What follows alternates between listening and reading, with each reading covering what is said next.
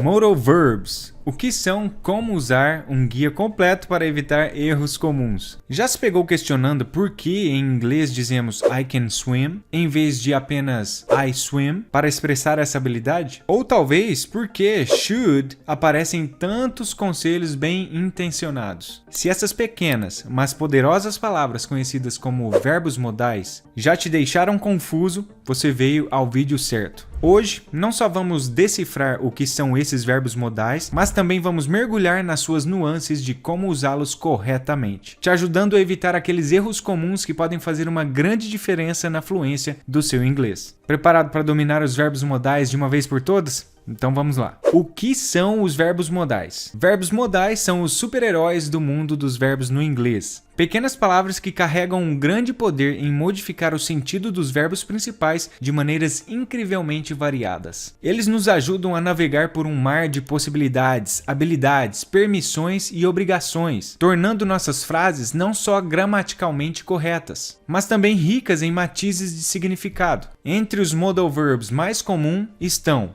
can, could, may, might, shall, should, will, would e must. Um fato interessante é que, ao contrário dos verbos regulares, os modais mantêm a sua forma. Eles não se dobram às regras de um tempo ou sujeito. Imagine só, sem necessidade de adicionar S e ED ou mudar a palavra completamente. Calma, a gente vai explorar cada um deles mais a fundo e descobrir o poder que eles têm de transformar as suas conversas em inglês. Como usar os verbos modais corretamente. Sobre o can, na palavra can, no verbo modal can, o uso dele é a capacidade ou habilidade física ou mental, a permissão. Por exemplo, imagine que você está aprendendo a tocar violão. Após algumas semanas de prática, você está pronto para mostrar as suas habilidades. Você diz: I can play Wonderwall on the guitar now. Isso demonstra não apenas a sua habilidade recém-adquirida, mas também a confiança de que é capaz de realizá-la. Sobre o could, o uso, a capacidade ou habilidade no passado, possibilidade ou sugestão polida. Por exemplo, suponha que um amigo esteja contando histórias de sua infância. Aí ele relembra: When I was a kid,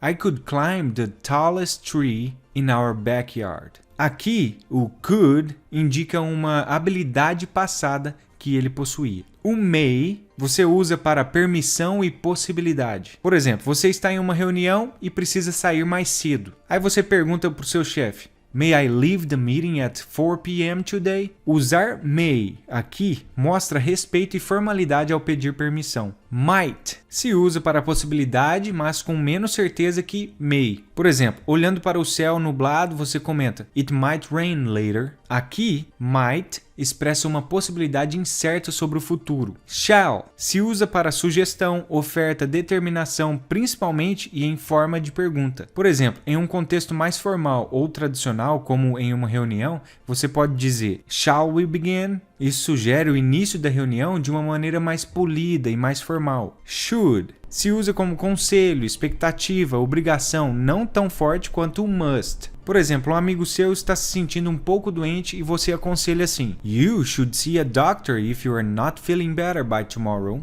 Aqui o should é usado para dar um conselho sensato. Will se usa para decisão futura, uma promessa, uma oferta, um evento provável no futuro. Exemplo, seu amigo está preocupado com o exame de amanhã e você querendo tranquilizado, aí você chega lá para ele e fala assim: Don't worry, you will do great. Will aqui expressa sua confiança no sucesso futuro dele. Would se usa para situação hipotética, pedido educado, preferência. Por exemplo, em um restaurante, quando você estiver decidindo ali entre pratos, você pode dizer assim: I would like the Caesar salad, please. Would indica uma escolha educada ou preferência. Must se usa para obrigação, necessidade, conclusão lógica. Por exemplo, após analisar todos os fatos de um caso, um detetive pode concluir assim: The thief must have entered through the back door, as there are no signs of forced entry at the front. Aqui, must é usado para expressar uma conclusão lógica baseada em evidências. Agora, alguns erros comuns e como evitá-los. Confundindo can e could. Um erro comum é usar can em vez de could para solicitações polidas ou para se referir a habilidades passadas. Então, como que você pode corrigir isso? Fica a dica. Lembre-se que could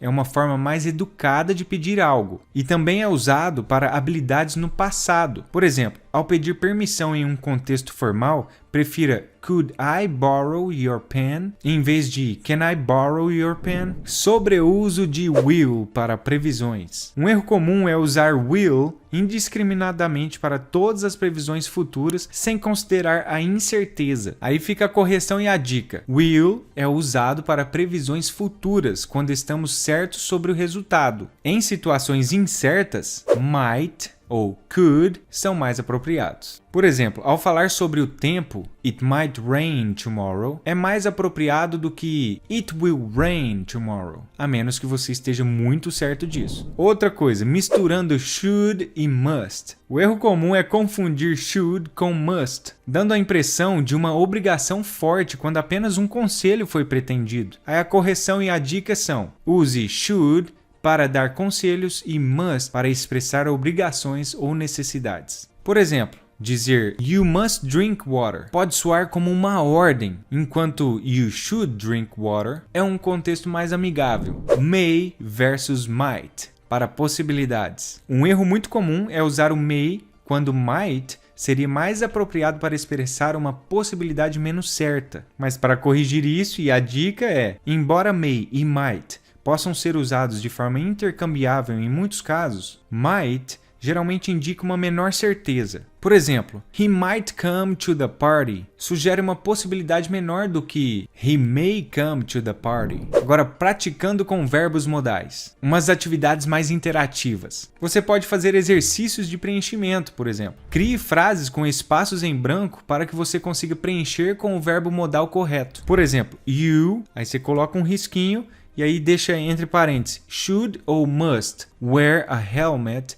when riding a bike. Agora algumas situações hipotéticas. Você pode criar algumas situações hipotéticas e escolher o verbo modal apropriado para isso. Por exemplo, if you saw a wallet on the street, what you should do? E você pode explorar o uso de would para hipóteses. Agora alguns desafios de uso na vida real. Diário de verbos modais. Você pode manter um diário onde você pode registrar as frases com verbos modais que você encontrar ou usar durante o dia. E isso vai aumentar a sua conscientização e a aplicação prática. Jogos de role-playing. Você pode organizar algumas atividades para simular situações da vida real, como por exemplo, entrevistas de emprego, pedidos em restaurantes ou discussões sobre preferências. Isso vai ajudar você a praticar os verbos modais em contextos relevantes. Outra coisa é feedback e correção. Você pode ter sessões de revisão em grupo. Pode realizar sessões onde você reúne algumas pessoas para compartilhar as suas frases do diário de verbos modais e receber o feedback ali dos colegas. Isso vai promover a aprendizagem colaborativa e a correção de erros comuns.